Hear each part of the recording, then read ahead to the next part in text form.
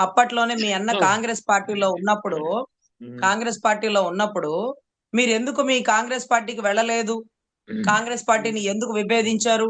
అప్పుడు కాంగ్రెస్ పార్టీ వాళ్ళేమన్నా మిమ్మల్ని తిట్టారా? బూతులు తిట్టారా? మీరు వెళ్ళిపోయారని? సో, ఇవంతా ఎవరి వ్యక్తిగత విషయాలు వాళ్ళవి సార్. మీకిష్టం లేదు. మీకు కాంగ్రెస్ పార్టీలో పోలేదు. కన్నా రజనీకి నచ్చలేదు. జనసేనలోంచి బయటకొచ్చేసింది. అంతే ఎవరిష్టం గదా! వాళ్ళవి.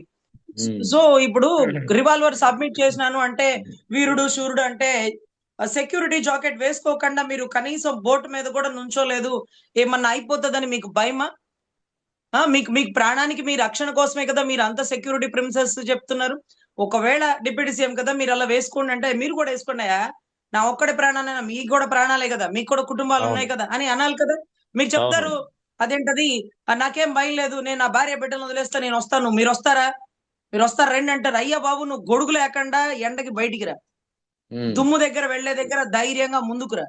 హ్మ్. బోట్‌లెక్కేటప్పుడు సెక్యూరిటీ జాకెట్ అందరితో పాటు నిలబడి మాట్లాడు. హ్మ్. నెక్స్ట్ దాన్ని చెప్పొచ్చు నీ నీతి బోధనలు రా నాకు భయం లేదు. నీ భార్య బిడ్డలను వదిలి రా.